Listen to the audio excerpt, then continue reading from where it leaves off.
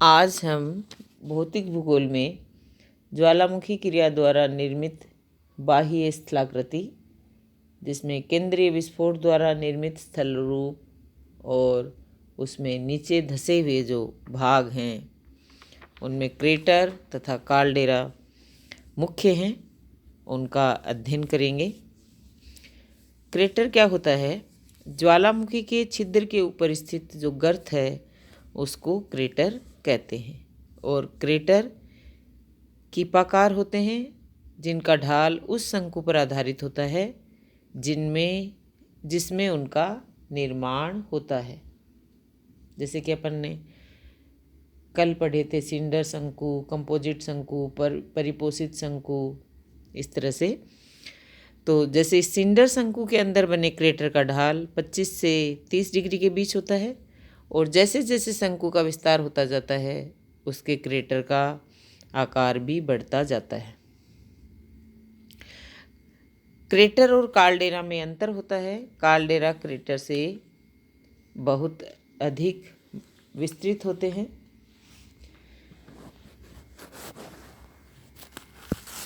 Alaska के extinct जो हैं ज्वालामुखी,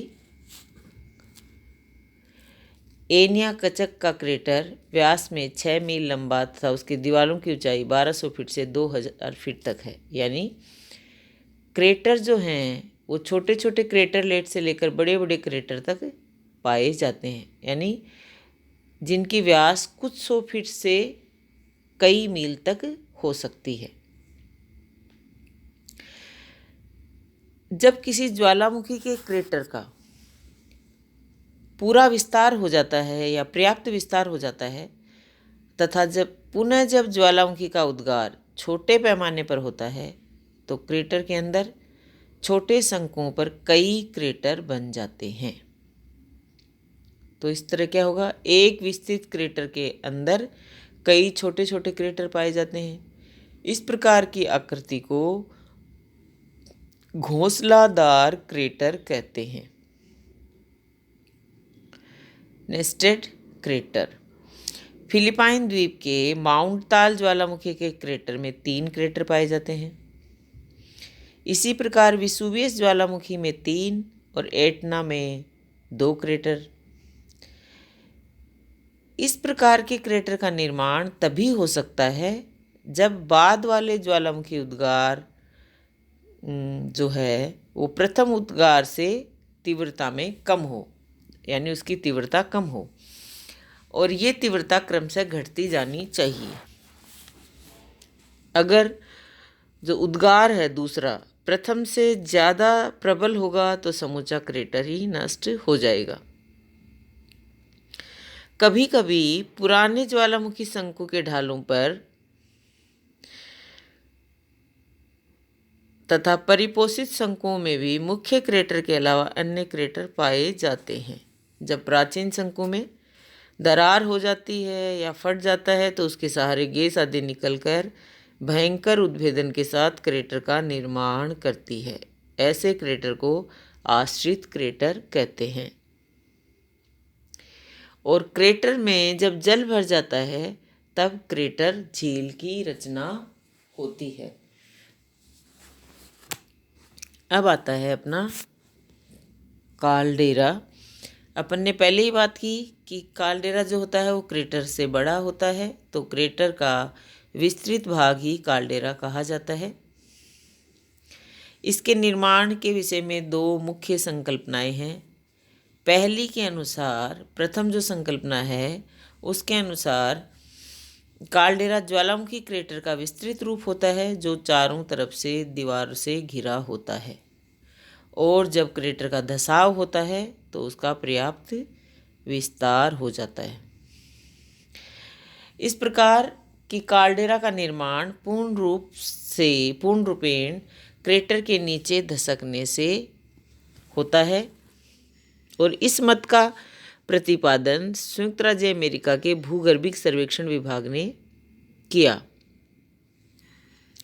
और इस मत के समर्थकों का कहना है कि जापान का आसो क्रेटर तथा संयुक्त राज्य का क्रेटर लेक धसाव के कारण बने, और हवाई द्वीप के काल्डेरा को भी इसके एग्जाम्पल के रूप में बताया।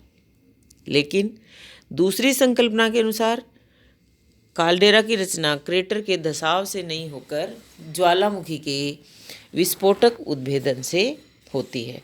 और डेली महोदय जो हैं वो इसके प्रमुख प्रवक्ता हैं।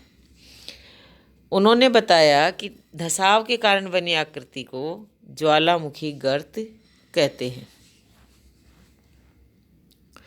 इस मत के पक्ष में कई प्रमाण उपस्थित किए गए।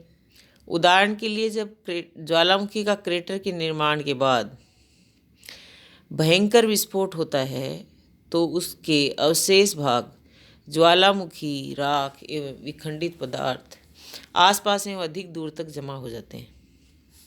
अगर काल्डेरा का निर्माण क्रेटर के धसाव से होता है, जैसा कि प्रथम संकल्पना में बताया, तो उसके आसपास उस शंकु से संबंधित अवशेष भाग नहीं मिलने चाहिए। परंतु ये देखा गया है कि काल्डेरा के आसपास ही नहीं, उससे कई किलोमीटर दूर तक उस शंकु के अवशेष पदार्थ पाए गए। जैसे क्रेटर लेक के उत्तर पूर्व में मुख्य ज्वालामुखी से 128 किलोमीटर की दूरी पर 1 इंच व्यास वाले विखंडित पदार्थ पाए जाते हैं। इसी प्रकार क्राकाटोआ के विस्फोट के समय बारीक राख के लाखों टन हजारों किलोमीटर की दूरी पिछा दिए गए। विसुवियस के विस्फोट का भी और कटमई के विस्फोट से भी अधिकांश पदार्थ आसपास के क्षेत्र में फैला दिए गए थे। इस तरह काल्डेरा के विषय में 2 विपरीत मत प्रचलित हैं। लेकिन वर्तमान जो पर्यवेक्षण है या ऑब्जर्वेशन है और परमाणु के आधार पर यही प्रतीत होता है कि काल्डेरा का निर्माण विस्फोटक उद्गार से ही होता है और इसकी व्यास क्रेटर तथा ज्वालामुखी छिद्र से बहुत अधिक होती है। क्रेटर लेक काल्डेरा की तली की व्यास 6 मील तथा दीवारों की ऊंचाई 4000 फीट तक है। अत्यधिक विस्तृत काल्डेरा को सुपर काल्डेरा कहते हैं। और उत्तरी पश्चिमी सुमात्रा के बारसिन उच्च भाग के शिखर भाग पर स्थित लेक टोवा सुपर काल्डेरा का एग्जाम्पल है। इसका क्षेत्रफल 700 वर्ग मील। इसके निर्माण के समय विस्फोट से प्राप्त पदार्थों का टफ के रूप में जमाव, टफ होता है जल में ज्वालामुखी राख एवं पदार्थों को जमाव को कहते हैं, के रूप में टफ के रूप में जमाव मुख्य शंकु से 7000 वर्ग मील तक पाया जाता है। जब काल्डेरा के अंदर पुनः ज्वालामुखी उद्गार होता है तो नए शंकु की रचना होती है। इन शंकुओं के विस्फोटक विनाश के कारण पुनः काल्डेरा का निर्माण होता है और इसे घोंसलादार काल्डेरा कहते हैं। एक पहले जो पढ़ा था उसका नाम क्या था? घोंसलादार क्रेटर, और इसमें बनेगा घोंसलादार काल्डेरा। अब आता है, और ये इसमें आप डायग्राम भी इसका देख पा रहे हो। अब आता है दरारी उद्गार वाली स्थलाकृति। दरारी उद्गार वाली स्थलाकृति में आप देखोगे कि दरारी उद्भेदन से लावा क्या होगा, एक लंबी दरार के सहारे धरातल पर प्रकट होता है और तरल होने के कारण जल्दी से धरातल के ऊपर क्षैतिज रूप में फैल जाता है। आसपास के धरातलीय भाग पर लावा की जो परत है या चादर बिछ जाती है, लावा की मात्रा और उसके गाढ़ेपन के अनुसार, पतली या मोटी।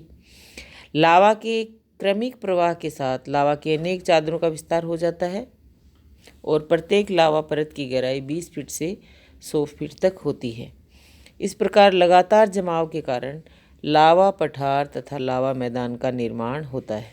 इस प्रकार के जो विस्तृत पठार तथा मैदान हैं वो संयुक्त राज्य अमेरिका, ब्राज़ील, फ्रांस और दक्षिणी अर्जेंटीना और मध्य पश्चिमी भारत में हम इनका एग्जाम्पल बता सकते हैं।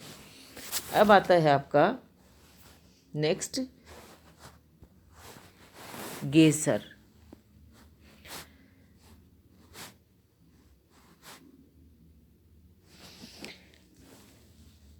गेसर जो हैं या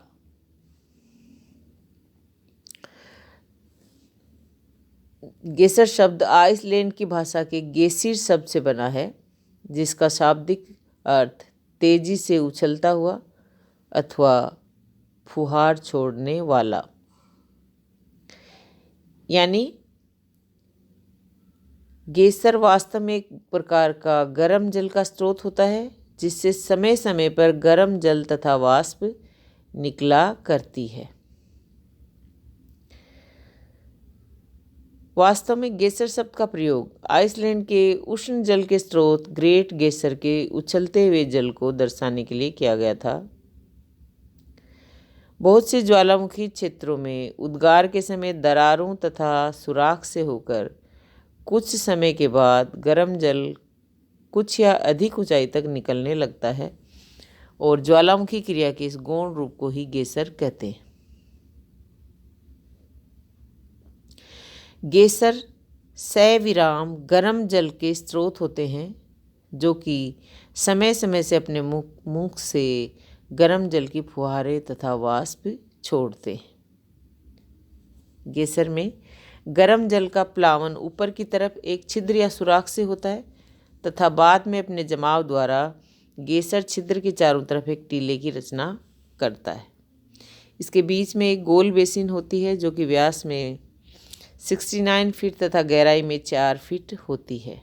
ये बेसिन सिलिका युक्त जल से आवृत रहती है। सिलिका युक्त जल होता है जिसका तापक्रम 75 डिग्री से 90 डिग्री सेंटीग्रेड के बीच होता है और गेसर का मुंह नीचे के जल भंडार से एक नली द्वारा जुड़ा होता है, जिसे गेसर नली कहते हैं। ये प्राय पतली तथा लंबी टेढ़ी मेढ़ी होती है। इसकी लंबाई विभिन्न स्थानों पर 100 फीट से 400 फीट के बीच होती है। गेसर तथा गर्म जल स्रोत समान होते हैं, परंतु एक से नहीं होते हैं।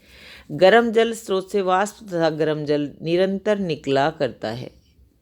इसकी क्रिया में किसी प्रकार का अवकाश नहीं पाया जाता।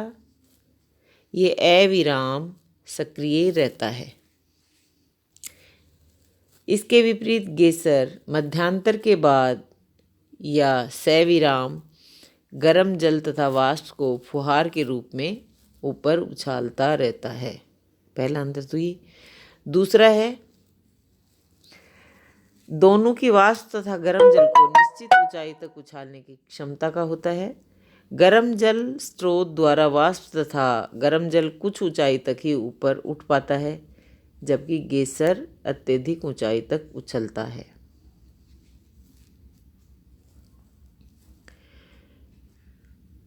कुछ विद्वान गेसर तथा गर्म जल स्रोत को अलग अलग नहीं मानते, गर्म स्रोत को गेसर का ही एक प्रकार मानते हैं, लेकिन ये मत अमान्य है।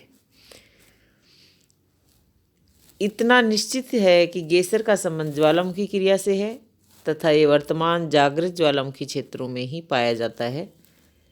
गेसर ज्वालामुखी क्रिया का एक गौण रूप है। गेसर की प्रक्रिया में अंतर पाया जाता है। कभी कभी गेसर द्वारा अत्यधिक मात्रा में गर्म जल तथा वाष्प निकलती है तथा कुछ गेसर थोड़ी मात्रा में ही जल एवं वाष्प निकालते हैं। इस आधार पे इनको 2 भागों में बांटा जा सकता है। पहला है कुंड गेसर, पूल टाइप ऑफ गेसर, और संकरे गेसर। जब गेसर का उद्गार खुले बड़े छिद्र से या कुंड से होता है तो उसे कुंड प्रकार का गेसर कहते हैं। इसमें अत्यधिक मात्रा में गर्म जल तथा वाष्प बाहर निकलती है और इस प्रकार के गेसर की नली काफ़ी बड़ी होती है, अधिक जल धारण करने की क्षमता रखती है और जल की अधिकता और ऊपर आने की तीव्रता के कारण कुंड के पास जमाव नहीं हो पाता है। संकरे गेसर। जब गेसर का उद्गार पतले तथा संकरे छिद्र या सुराख से होता है तो उसे संकरा गेसर कहते हैं। इस प्रकार के गेसर अपने जमाव द्वारा शंकु बना लेते हैं तथा उनके बीच में संकीर्ण छिद्र से गर्म जल तथा वाष्प बाहर निकलती है, परंतु इनकी मात्रा प्रथम की अपेक्षा कम होती है। इसका कारण गेसर द्रोणिका कम विस्तृत एवं छोटा होना होता है।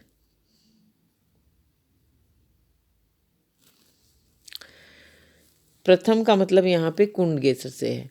गेसर तथा गर्म जल स्रोत के विश्व वितरण में कोई निश्चित क्रम नहीं पाया जाता है।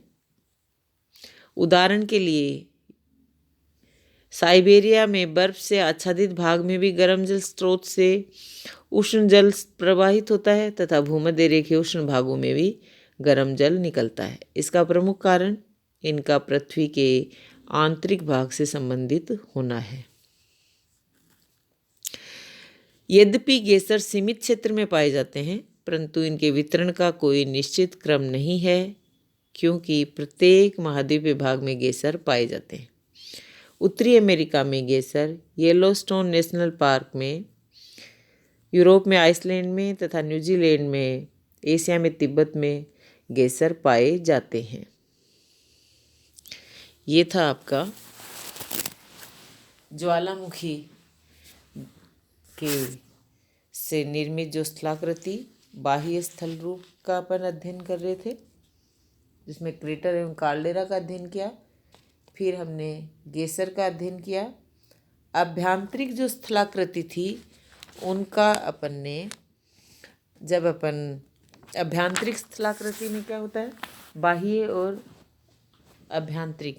आभ्यंतरिक स्थलाकृति, जब ज्वालामुखी उद्गार के समय गैस एवं वाष्प की तीव्रता में कमी होती है तो मैग्मा धरातल के ऊपर न आकर धरातल के नीचे ही दरारों आदि में प्रवेश करके जमकर ठोस रूप धारण कर लेता है, और इस प्रकार धरातल के नीचे बने स्थल रूप को आंतरिक अथवा आभ्यंतरिक स्थल रूप कहते हैं।